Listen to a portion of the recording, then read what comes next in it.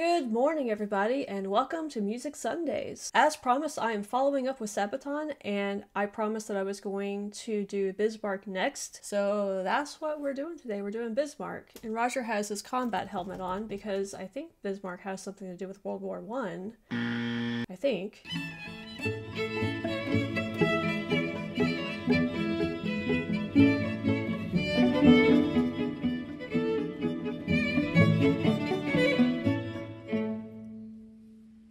So obviously I've heard of the Bismarck before. I feel like this is something that we did study in school here, but again, you know, it's just one of those things that was a long time ago when I studied it and I don't really remember anything about it. So if I am wrong about this and it has nothing to do with World War I, I'm going to be super embarrassed. And I do know that the Bismarck was a ship, I think. I don't know. Anyway, I also appreciate all of you guys answering my questions on the very first Sabaton video that I did. Kind of letting me know a little bit about the band and how long they've been around. Looks like in this video we have another band member that is going to be kind of telling the story of the Bismarck, which we're going to watch first. We're going to watch the story of the Bismarck because I want to know the history behind it. And then we're going to listen to the official music video or the song. Now, I know some of you commented on my last video that you would prefer me to listen to the song first and then do the history portion. But my own personal preference is I would like to go into the song knowing what it's about and understanding the lyrics behind it. And I know that they do play snippets of the song during the history portion here, and it can be kind of considered like a spoiler, but I don't know, like I'm not too bothered by it personally because I don't hear the whole song. I just hear little bits and pieces of it. So I don't know, like I'm not one of those people that gets too worried about spoilers. If you are and you've never heard this before and you would just prefer to listen to the song first, you can hit that chapter in this video. I do put chapters in my videos, or I try to anyway. So the song has its own chapter, the history portion has its own chapter, so you can skip around if you want to do that. So without any further ado, let's just go ahead and jump into this and let's learn about the Bismarck. I'm really looking forward to this actually because, like I said, I don't know anything about it, but it's really famous. Like I've heard a lot about it before. So let's get into it. I'm Indy Nidell. I'm Per from Sabaton. And this is Sabaton History.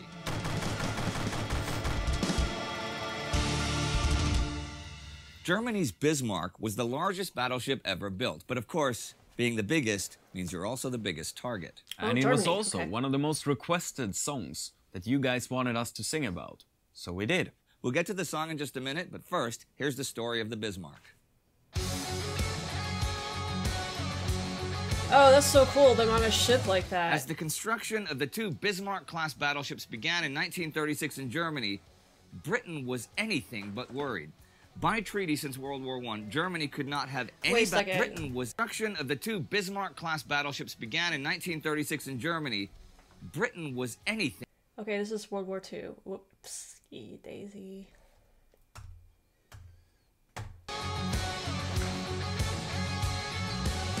As the construction of the two Bismarck-class battleships began in 1936 in Germany, Britain was anything but worried. By treaty since World War I, Germany could not have any battleships that could challenge France and Great Britain. In 1935, Hitler had even voluntarily agreed to limit the total tonnage of his navy, the Kriegsmarine, to 35% of the British fleet.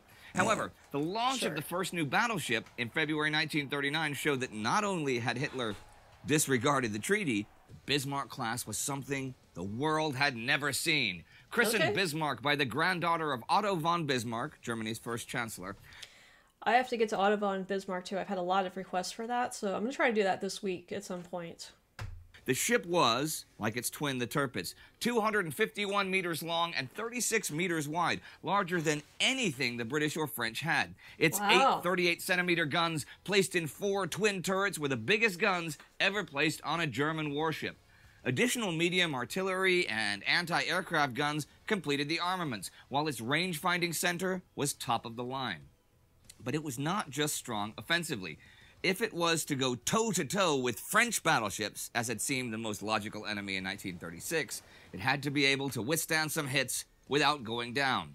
The main armor belt was up to 32 centimeters of super-strong Wotan steel. Its double-walled hull could absorb the shock from a torpedo and disperse it around the hull. The transverse bulkhead was between 11 and 22 centimeters thick and was segmented into 22 compartments that could be individually sealed in case of flooding. its 12 high-pressure boilers and its munition chambers had an additional armor strength of 8 to 12 centimeters. All in all, with 44% of its weight dedicated to defense, it seemed impossible that this ship could be sunk. Okay, so he just said something in there a minute ago that kind of took me by surprise, but he said that the French Navy was the most logical enemy at that point. Is that just because of its location next to Germany? Because, I mean, like what I learned from the Napoleonic Wars videos, France did not really, like the Navy wasn't their strong suit. The Brits were the ones to worry about on the seas. So that surprises me that they were more worried about France than they were about Britain. You guys are going to have to kind of explain. There's some history there, apparently, that I'm missing. Maybe it's a spillover from World War I that I don't know about. From the mist, a ship is taking form, and the silence of the seas about to drift into a storm. By the time the ship was officially commissioned on August 24th, 1940, the war had turned Europe upside down, and it was British shipping, not French, that was the main enemy at sea. I mean, the German I know, right? invasion of Norway had deprived the British of strategic positions in the North Sea. And if the German battleships Scharnhorst and Gneisenau could combine their strength with both the Bismarck and the Tirpitz, it would mean a daunting German battle group for the British to tackle.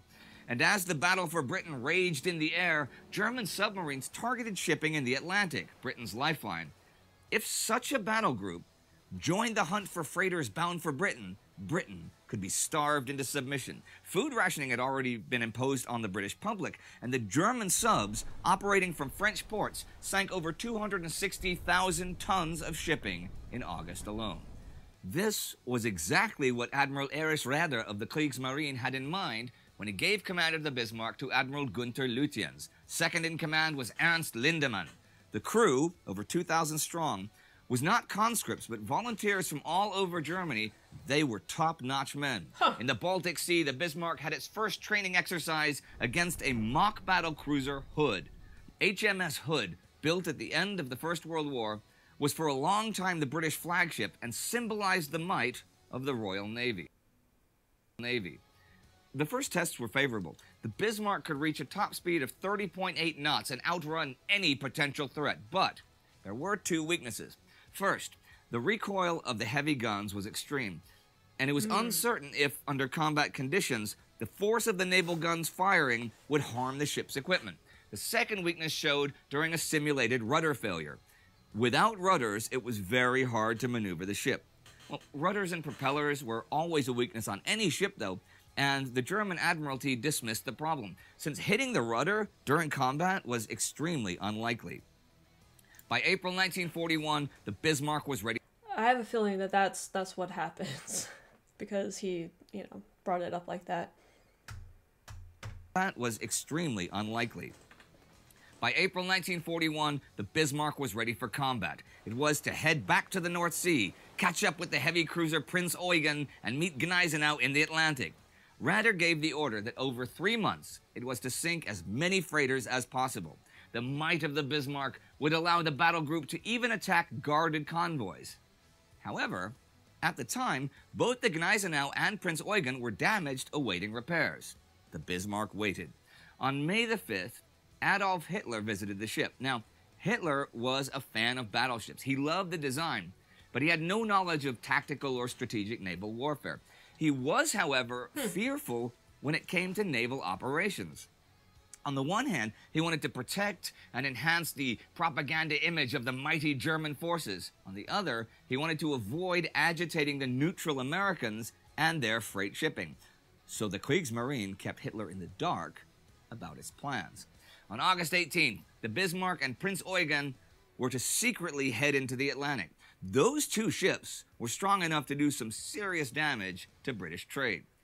It was likely that the British knew that the Bismarck was battle-ready, but still, secrecy was the key to success. Until they reached the Atlantic, the Bismarck could run into a British trap and be overwhelmed by numerically superior forces. But how they hoped to keep the largest battleship in the world floating around out there a secret is beyond me.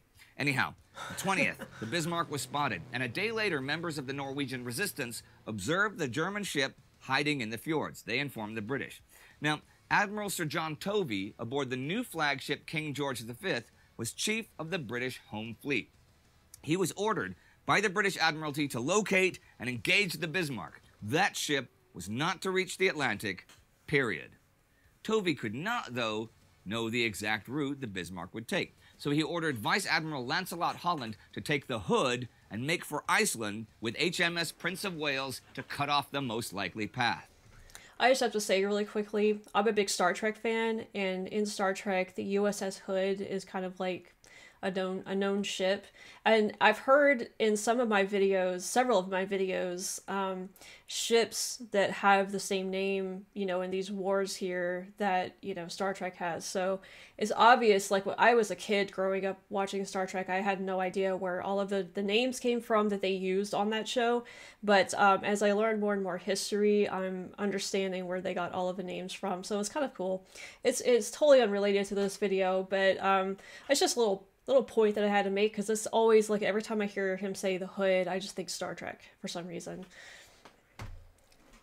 Back home, the Kriegsmarine informed Hitler about Bismarck's departure on the 23rd. Hitler was furious and wanted to recall the ship, fearing that the pride of Germany might be destroyed, but rather assured him that everything was fine, especially now that the German invasion plans for Crete were finalizing.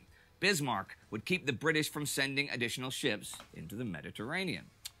Spotted again by the evening, two British heavy cruisers, the Suffolk and the Norfolk, had taken its scent. And I mean that quite literally.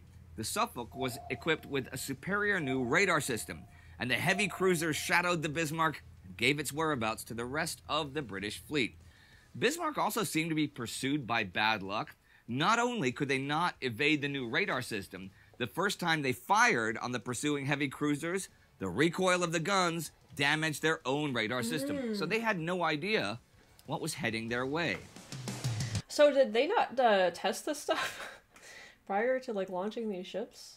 Seems like that's something you might want to try out before you actually do it in real combat.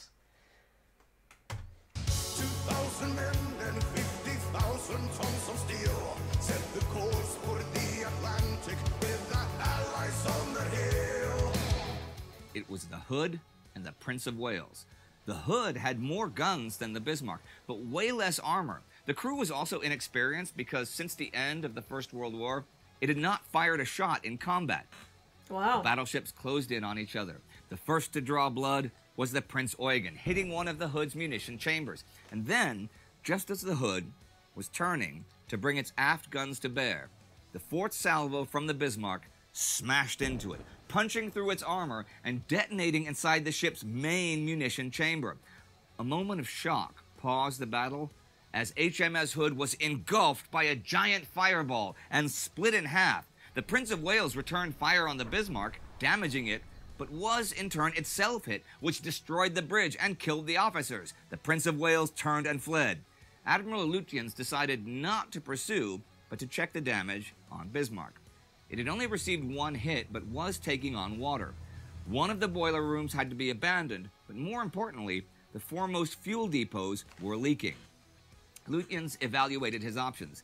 He had damaged the Prince of Wales and destroyed the Hood, a major victory. Indeed, it had been a lucky shot, and the battle had not lasted 10 minutes, but only 3 of the 1,419 men aboard the Hood had survived. But the Bismarck could not now reach top speed, and his fuel was lower than planned. Yep, Bismarck was always referred to as a he. Lutyens could return the way he came to Norway, or try to break through to Saint-Nazaire, France for repairs. He chose France. The death of the Hood was indeed a shock to the British public. Admiral Tovey was ordered to destroy the Bismarck with all ships available. Norfolk and Suffolk were still shadowing the Bismarck, but neither could slow it down. The only ships close enough to do that were Force H, HMS Sheffield, HMS Renown, and the aircraft carrier Ark Royal, with 18 Swordfish torpedo bombers aboard. You know what? It is so weird seeing an aircraft. First of all, that's an aircraft carrier. It looks tiny compared to the ones that we have now. And seeing planes like that, you know, on aircraft carriers, it seems odd. Like, obviously that was the technology back then, but I'm used to seeing aircraft carriers, you know, with like these jets on them. So it's strange to like see it in this era, kind of like this. But you know, it'd be interesting to go back and look at aircraft carriers from like the World War II era and just see how different they were and how similar they were to what we have today. That would be an interesting video to do, because I've seen like historical footage of aircraft carriers, but not like in depth, like just, you know, clips of, you know, ships or Japanese kamikazes, you know, diving into them and stuff like that. But I've never like really looked at them from that era to see, you know, the details of it and how they operated and, you know, all of that. So that would be fun to do, actually. And the aircraft carrier Ark Royal with 18 Swordfish torpedo bombers aboard. Those biplanes look like World War I, but could reach 100 knots, enough to catch the Bismarck. Lutyens was pessimistic about his chances, since basically the whole British home fleet was on his heels. Force H made contact with the Bismarck May 25th, but the Renown and the Sheffield were too weak to engage. 15 torpedo bombers did instead that night. Such small planes are hard to hit with AA guns, especially at night, and with suicidal bravery they closed in and released torpedoes at 300 meters. The first torpedoes did minimal damage, but Bismarck was hit in the stern while making evasive maneuvers, and inrushing water blocked the rudder. Okay, I have a really quick question about this. I see the logo on the side of the planes. I've learned that is the RAF logo. So I'm assuming these are RAF planes that are on these aircraft carriers. So is that the way Britain does it? Do you guys just put your Air Force on the aircraft carriers? Because I think here in the U.S., you know, that our Navy has its own kind of Air Force, and they primarily just have like Navy and I think Marine planes and aircraft on aircraft carriers, and then the Air Force operates off of bases primarily, like on land. I think that's the way it's done for the most part. So I'm curious to know if Britain does it slightly differently. I'm assuming you guys just have the Air Force stationed on these aircraft carriers. Bismarck's Achilles heel had been hit.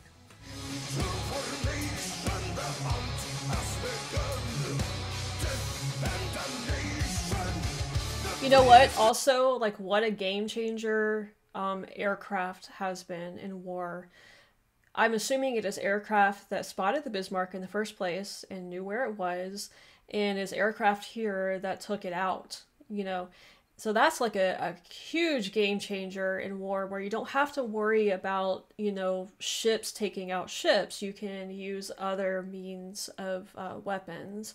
And it's just that, like, I think that is one of the most fascinating parts about this era of warfare for me, is just the technological advances and how it changed how everything was done. That's really, really fascinating to me. And I feel like World War II was really the first, it feels like the first, you know, kind of modern war because of that. So I've always, like, World War II has always just really stood out to me. I don't know, as like my biggest interest, I feel like, when it comes to warfare. And I'm going back and learning more about, you know, more ancient warfare and, you know, warfare from the 19th century with Napoleon and stuff like that. So it's getting exposure to other eras as well, but I feel like World War II is still kind of up there for me.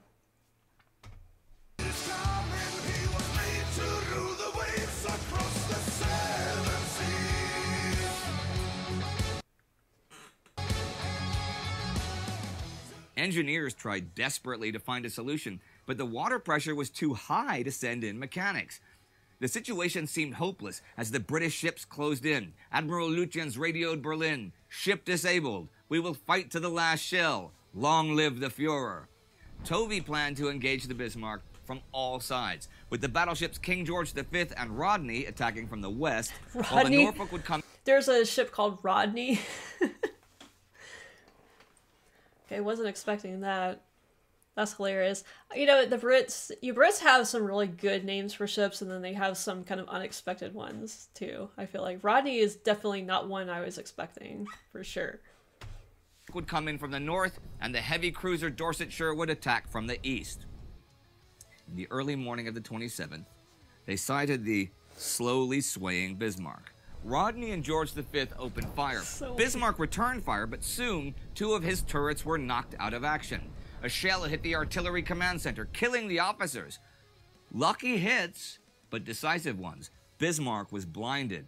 The shelling continued, and by 9:15, Bismarck was a burning wreck. He fired his final shots just after 9:30, as his last turrets were destroyed. Okay, so I guess that the RAF hit wasn't like the death knell for the Bismarck, so it just kind of like got the ball rolling, I guess. It crippled the Bismarck enough to where the naval guns could take care of the rest, it looks like. On the seas, his guns have gone silent at last. The Bismarck was done. Of the 2,876 shells fired on it, 400 hit the ship in a little over half an hour. Now it was the execution of a helpless enemy. Within the ship, it was pure hell, from poisonous gases, fire, heat, cold water, oil, and blood from the dead and dying. At 10:15, Lindemann, since Lutyens was probably dead at that point, gave the order to abandon ship. This the men who could did, as shells rained down, killing hundreds of sailors. The Dorsetshire fired 3 torpedoes as the final blow, and Bismarck disappeared beneath the waves at 10:40. Just 115 of his crewmen would survive. Hitler learned about the disaster not from Admiral Raeder, but from the British press. The Kriegsmarine had refrained from telling him the truth, fearing his anger. And so ends the brief adventures of the Bismarck, the mightiest battleship of all. The brief Again, adventures. The biggest ship makes the biggest target. Yeah. So was the Bismarck bigger than aircraft carriers, I guess? I mean, that's what he just implied here. I thought it was a battleship, though, which I thought, you know, battleships are usually a lot smaller than aircraft carriers are. But maybe back, that aircraft carrier that they showed looked really small, so maybe back then that wasn't the case.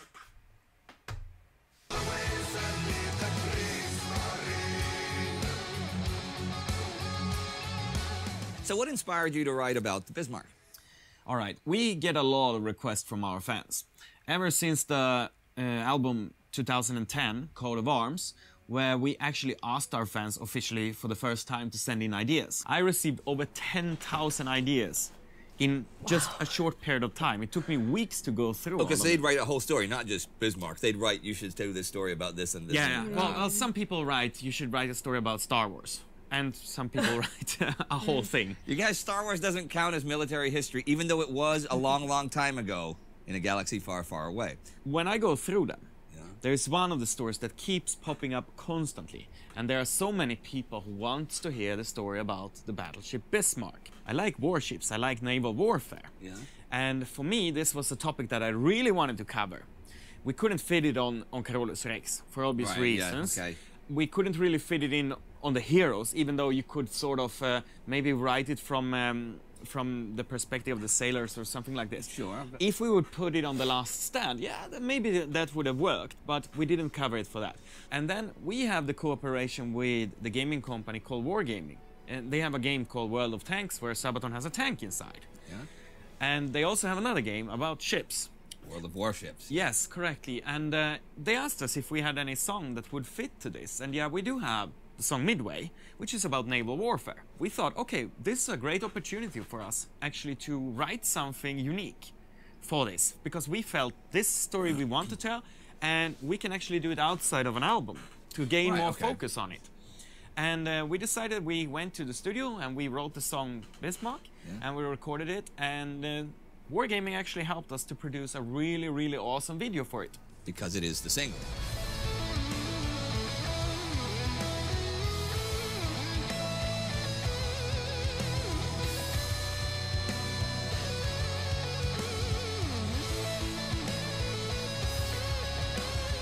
Well, how was it recording it, making the video and everything that goes with making a single and stuff?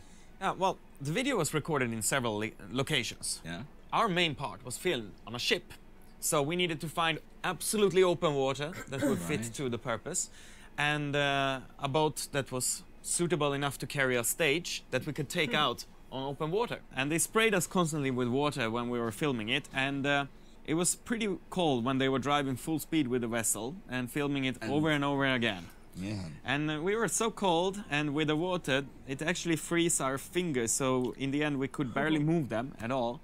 But the people filming, they were all wearing jackets and things. Yeah, they were comfortable. They were drinking coffee and just enjoying the sight of us. It is a tough life being a rock star. Tough life. But in the end, it turned out to be a really cool video, that's for sure. Yeah, well, I love the song too. So, and it's great that we have this channel now, so we can even explain it to the people who might have missed the single. True. So, that was Bismarck. And this is Sabaton history.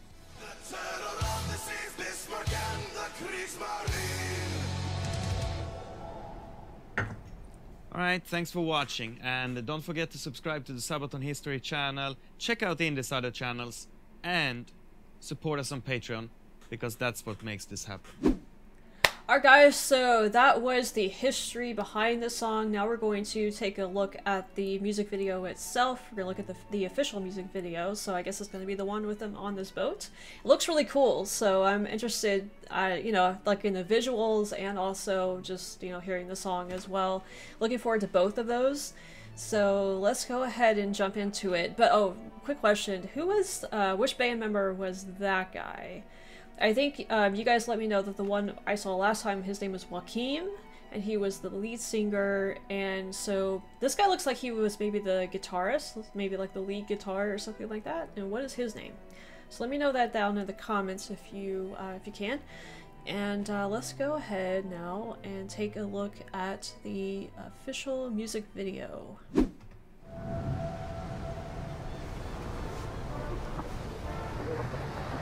Is this in Sweden, I'm assuming? Or off the coast of Sweden?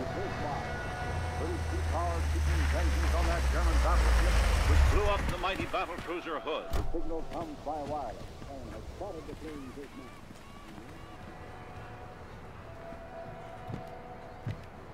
Well, they're wearing jackets now.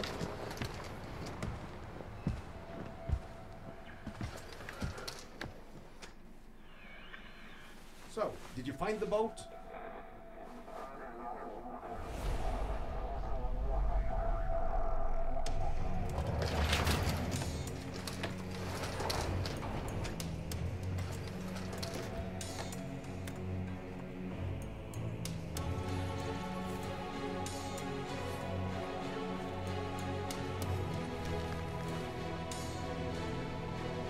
Oh, look at Primo Victoria. That's the one I did last time.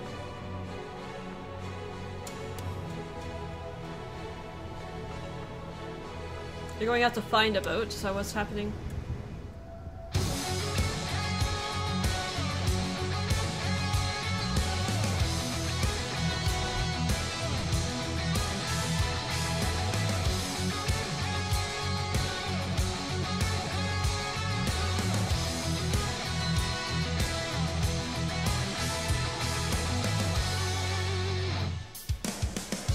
From the mist, a shape is taking form, and the silence of the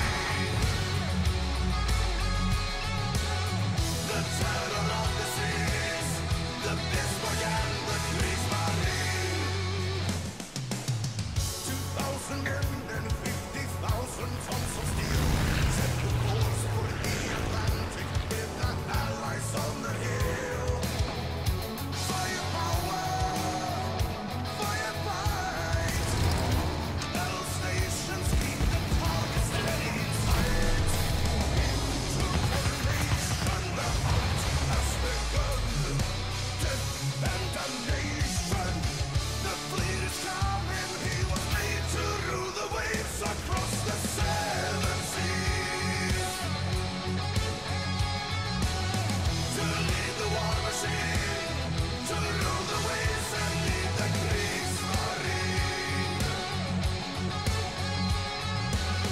The terror of the seas, the Bismarck and the Kriegsmarine.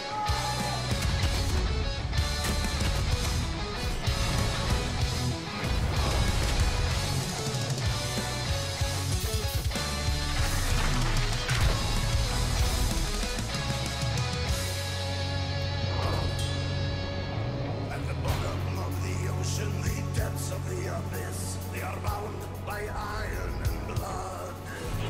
The flagship of the Navy, the terror of the seas, his guns have gone silent at last.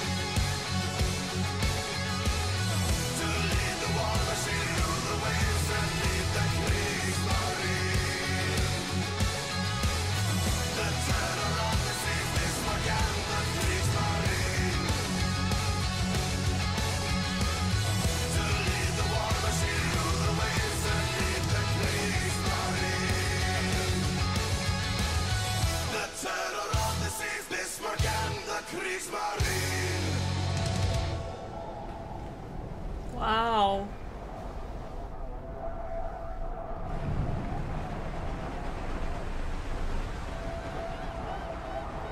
War knows no nation.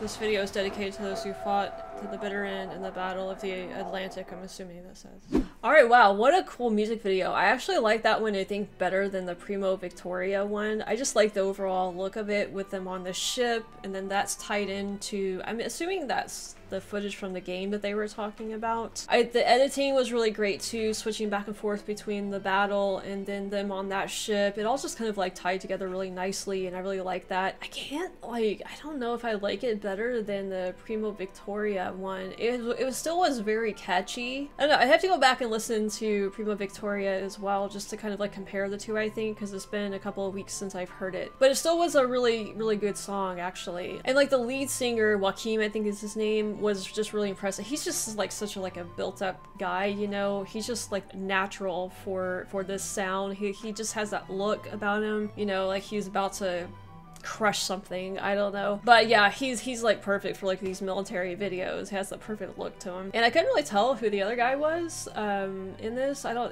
think he was like one of the guitar players, but I'm not sure. Anyway, good song, good history lesson today. I learned that the Bismarck is in World War II and not World War I. I have no idea why I thought World War I. And it's also cool to kind of get to know a bit more of the naval history and Germany's naval history. I think I'd heard that before, that they tried to like keep some of their operations secret from Hitler. Yeah, but most of that I didn't know about. So that's like a new aspect of World War II that I learned today. So appreciate you guys suggesting this video to me. Like I said, it was great to learn a little bit more about this history that I didn't know, and it's also great to get to know Sabaton a little bit better and listen to, I'm assuming this is like their most popular song, it seems like to me. So if you could answer my questions in the comments below, I would appreciate it. If you want to add any more more info about Sabaton as well, go ahead and do that.